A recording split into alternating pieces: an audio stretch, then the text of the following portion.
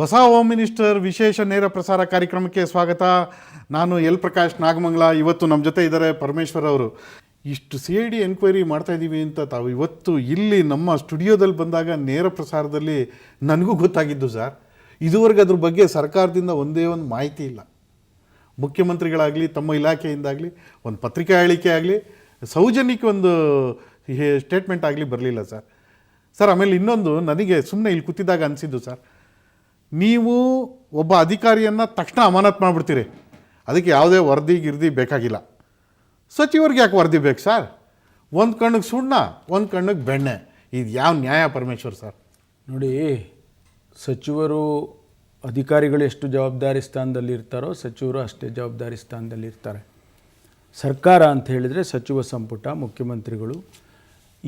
ಇಂಥ ಘಟನೆಗಳಾಗುವಂಥ ಸಂದರ್ಭದಲ್ಲಿ ಭಾಳ ಎಚ್ಚರಿಕೆಯಿಂದ ನಾವು ತೀರ್ಮಾನಗಳನ್ನು ತಗೋಬೇಕಾಗ್ತದೆ. ಅದಕ್ಕೋಸ್ಕರನೇ ನಾವು ಅವರಿಗೆ ಇವತ್ತು ಎನ್ಕ್ವೈರಿಯನ್ನು ಇನ್ಸ್ಟಿಟ್ಯೂಟ್ ಮಾಡಿ ವರದಿನ ಕೇಳಿರೋದು. ಇಲ್ಲದೇ ಇದ್ದರೆ ನಾವು ತಕ್ಷಣ ನೀವು ಹೇಳ್ದಂಗೆ ಅಧಿಕಾರಿಗಳ ಮೇಲೆ ತೊಗೊಂಡಂಗೆ ಅವ್ರ ಮೇಲೂ ಕ್ರಮ ತಗೊಳ್ತಾ ಇತ್ತು. ಈಗ ಸ್ವಲ್ಪ ನಾವು ಆ ವರದಿಯನ್ನು ಕಾಯ್ತು ಅದಕ್ಕೆ ಸ್ವಲ್ಪ ಸಮಯ ಕೊಡಬೇಕಾಗ್ತದೆ. ಅದು ಬಂದ ತಕ್ಷಣ ಅಲ್ಲಿ ಏನು ಸತ್ಯಾಸತ್ಯತೆಯನ್ನು ನೋಡಿ ತೀರ್ಮಾನ ತಗೊಳ್ಳೇಬೇಕಲ್ಲ, ಯಾರು ಅದನ್ನು ಮುಚ್ಚಿಡೋಕ್ಕಾಗುತ್ತೆ? ಟರ್ಮ್ಸ್ ಆ್ಯಂಡ್ ಕಂಡೀಷನ್ ಏನಿರ್ಬೋದು ಸರ್ CIDಗೆ? ಅಲ್ಲ, ಅದು ಡೀಟೇಲ್ಸ್ ನಾನು ಇಲ್ಲಿ ಹೇಳೋದಕ್ಕೆ ನಾನು ಯಾಕೆ ಅದನ್ನು ಕೇಳಿದೆ ಅಂತ ಅಂದರೆ, ಕಾನ್ಸ್ಟಿಟ್ಯೂಟ್ ಆಗಿಬಿಟ್ಟಿದ್ರೆ ಅದರ ಮೂಲ ಆಧಾರ ನಾವೇ ಎಲ್ಲ ನಮ್ಮ ಒಬ್ಬ ಹೆಣ್ಮಗಳು ಮಾಡಿರೋ ಸ್ಟಿಂಗ್ ಆಪರೇಷನ್ ಸರ್ ಅದು. ನೀವು ನಮ್ಮ ಬೆಂತಟ್ಟಿ ಆ ಹೆಣ್ಮಗಳು ವಿಜಯಲಕ್ಷ್ಮಿ ಇದ್ರಲ್ಲ, ಅವ್ರು ಬೆಂತಟ್ಬಿಟ್ಟು ಇಷ್ಟೊತ್ತಿಗೆ ಅವ್ರನ್ನ ಮನೆ ಕಳಿಸ್ಬೇಕಾಗಿತ್ತು. ಅದ್ರ ಬದಲು ನಾವು ಜಾತಿ ಆಶ್ರಯ ಇಟ್ಕೊಂಡು ಆ ಸಚಿವ ಬರೀ ನೋಟು ಸರ್, ಖಾಲಿ ಕಾಗದ ಸರ್ ಅಂತಾರೆ ಸರ್. ಅದು ನೀವು ಮಾಡಿದ್ದನ್ನ ನಾವೆಲ್ಲೂ ಕೂಡ ತಿರಸ್ಕಾರ ಮಾಡಿದೀವಾ? ನಾವು ಮಾಡಿಲ್ಲ. CID ರಿಪೋರ್ಟ್ ಬರಲಿ ಅಂತ ಇದ್ದಾರೆ. ನಾವು ಅದಕ್ಕೆ ನಿಮ್ಮ ಸ್ಟಿಂಗ್ ಆಪರೇಷನ್ ಆಧಾರದ ಮೇಲೆ ಅದು ನಾವೀಗ ವರದಿಯನ್ನು ಕೇಳಿರೋದು, ನಾವು ಬೇರೆ ಇದ್ರ ಮೇಲೆ ಅಲ್ಲ.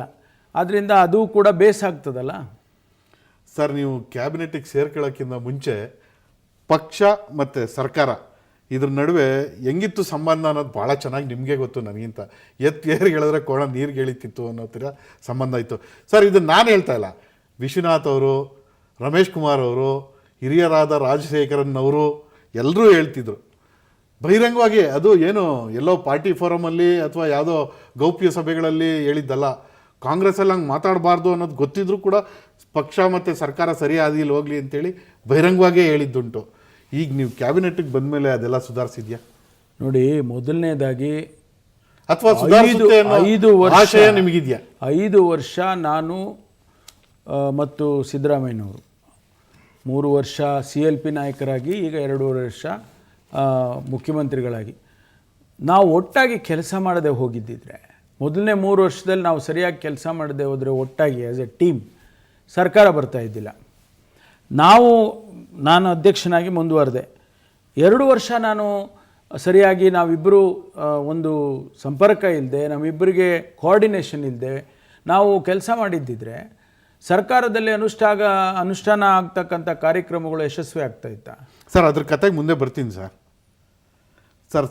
ಪಕ್ಷದ ಕಾರ್ಯಕರ್ತರು ಮತ್ತು ಇನ್ಕ್ಲೂಡಿಂಗ್ ಪ್ರತಿಪಕ್ಷಗಳಲ್ಲೂ ಇದ್ದಿದ್ದು ಮಾತೇನು ಅಂತಂದರೆ, ಈ ಸರ್ಕಾರ ಟೇಕ್ ಆಫೇ ಆಗಲಿಲ್ಲ ರೀ, ಇದಕ್ಕೊಂದು ಸರ್ಜರಿ ಆಗಬೇಕು ಅಂತ.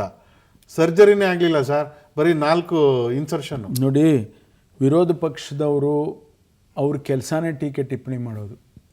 ನಮಗೆ ಒಂದು ಸಲಹೆಗಳನ್ನು ಕೊಟ್ಟು ಸರ್ಕಾರ ಚೆನ್ನಾಗಿ ಕೆಲಸ ಮಾಡ್ತಾ ಇದೆ, ಇನ್ನೂ ಒಳ್ಳೆ ಕೆಲಸ ಮಾಡಿ ಅಂತ ಹೇಳಬೇಕಲ್ವಾ? ಬೇಡ ಬಿಡಿ ಸರ್, ಅವ್ರಿಗೆ ನಿಮ್ಮ ಕಂಡ್ರೆ ಆಗಲ್ಲ ಸರ್.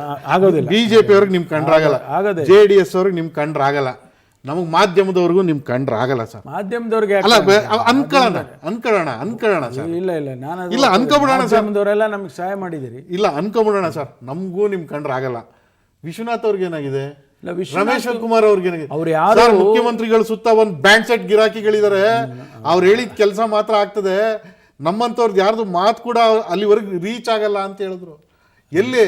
ಅಸೆಂಬ್ಲಿಲಿ. ನೋಡಿ, ಮುಖ್ಯಮಂತ್ರಿಗಳು ಎಲ್ಲರನ್ನೂ ವಿಶ್ವಾಸಕ್ಕೆ ತಗೊಂಡು ಸರ್ಕಾರ ಇವತ್ತು ಇಷ್ಟು ದಿವಸ ಏನೂ ಮಾಡಲೇ ಇಲ್ಲ, ಏನೂ ಆಗಲೇ ಇಲ್ಲ, ಟೇಕ್ ಆಫ್ ಆಗಿಲ್ಲ ಅಂತ ಹೇಳಿದ್ರೆ ಅದನ್ನು ಯಾರು ಒಪ್ತಾರೆ ಹೇಳಿ? ಸಣ್ಣ ಪುಟ್ಟ ಘಟನೆಗಳು, ಸಣ್ಣ ಪುಟ್ಟ ವ್ಯತ್ಯಾಸಗಳು, ಸಣ್ಣ ಪುಟ್ಟ ತೀರ್ಮಾನಗಳು ಇಂಥವಕ್ಕೆ ಅಳತೆ ಇಟ್ಕೊಂಡು ಹೋಗೋಕ್ಕಾಗುತ್ತೆ. ಯಾರು ಸರ್ಕಾರ ಮಾಡಿದ್ರು ಕೂಡ 60ರ ಅರಳು ಮರಳು ಬಂದು ಅವ್ರು ಹಂಗೆ ಮಾತಾಡ್ಕೊತಾವ್ರೆ ಅಂತ ಅನಿಸ್ತಾ ಇದೆ. ನನಗೆ ಆ ರೀತಿ ಅನ್ಸಲ್ಲ. ಅದರಲ್ಲಿ ಸತ್ಯಾಂಶ ಇದೆ ಅಂತ ಅವ್ರು ನಿಮ್ಗೆ ಯಾವತ್ತೂ ನೋಡಿ, ಅನ್ಸಿಲ್ವಾ ಸರ್? ಒಂದು ವೇಳೆ ಆ ರೀತಿ ಅವರ ಮನಸ್ಸಿನಲ್ಲಿ ಆ ಭಾವನೆಗಳು ಬಂದಿದ್ರೆ ಸರ್, ಭಾವನೆಗಳೆಲ್ಲ ಕೇಳಿ, ಸ್ಟೇಟ್ಮೆಂಟ್ಸ್, ನಮಗೆ ಅದನ್ನ ನಾವು ಸಲಹೆ ರೂಪದಲ್ಲಿ ತಗೊಂಡು ಸರಿಪಡಿಸ್ಕೊಂಡು ಹೋಗ್ತೀವಿ. ಹೇಳಿದ್ದಾರೆ ಮುಖ್ಯಮಂತ್ರಿಗಳು ಕೂಡ. ರಮೇಶ್ ಕುಮಾರ್ ಅವರು ಕಾಮೆಂಟ್ಸ್ ಇರ್ಬೋದು, ಅವ್ರು ಮಾತಾಡಿರ್ತಕ್ಕಂಥ ಮಾತುಗಳನ್ನು ನಾವು ಅದನ್ನು ಪಾಸಿಟಿವ್ ಆಗಿ ತೊಗೊಂಡು ಸರಿಪಡಿಸ್ಕೊಂಡು ಹೋಗಿ ನಮ್ಮ ಪಕ್ಷದ ಆಂತರಿಕವಾಗಿ ಹೇಳುವಂಥ ಮಾತದು. ಅಸೆಂಬ್ಲಿಲಿ ಹೇಳ್ಬಿಟ್ರಲ್ಲ ಹೇಳಿದ್ರು, ಇರಲಿ, ತಪ್ಪೇನಿಲ್ವಲ್ಲ ಸರ್. ಅನ್ನ ಇಲ್ಲದೆ ಇದ್ದವನಿಗೆ ಅನ್ನ ಕೊಡೋದು ದೊಡ್ಡ ವಿಷಯ ಸರ್. ಆದರೆ ಆ ನೆಪದಲ್ಲಿ ಕೆಲವು ದಲ್ಲಾಳಿಗಳು ಹೊಟ್ಟೆ ತುಂಬಿಸ್ತಿದ್ದೀರಲ್ಲ. ಹೌದೌದು, ಅದು ಖಂಡಿತವಾಗಿ ಈ ವ್ಯವಸ್ಥೆ ಇದೆಯಲ್ಲ, ಇದು ನಾವು ಹೊಸದಾಗಿ ಕಾಂಗ್ರೆಸ್ ಸರ್ಕಾರ ಬಂದಾಗ ಏನಾಗಿಲ್ಲ ಈ ವ್ಯವಸ್ಥೆ. ಅದನ್ನು ತಡೆಯೋದು, ಅದನ್ನು ಸರಿಪಡಿಸೋದೇ ನಮ್ಮ ಕೆಲಸ. ಅದನ್ನು ಮಾಡ್ತಾ ಇದ್ದೀವಲ್ಲ. ದಿನೇಶ್ ಗುಂಡೂರಾವ್ ಅವರು ಅದೇ ಕೆಲಸ ಮಾಡ್ತಾ ಇದ್ದಾರೆ ಬೆಳಿಗ್ಗೆ ಎದ್ರೆ. ಪರಮೇಶ್ವರ್ ಅವರೇ, ನಿಮ್ಮ ಜೊತೆ ಒಂದು ಚರ್ಚೆ ಮುಂದುವರಿಸ್ತೀವಿ. ಈಗ ಒಂದು ಸಣ್ಣ ವಿರಾಮ ತೆಗೆದುಕೊಂಡು ವಾಪಸ್ ಬರೋಣ. ಈಗ ಒಂದು ಬ್ರೇಕ್.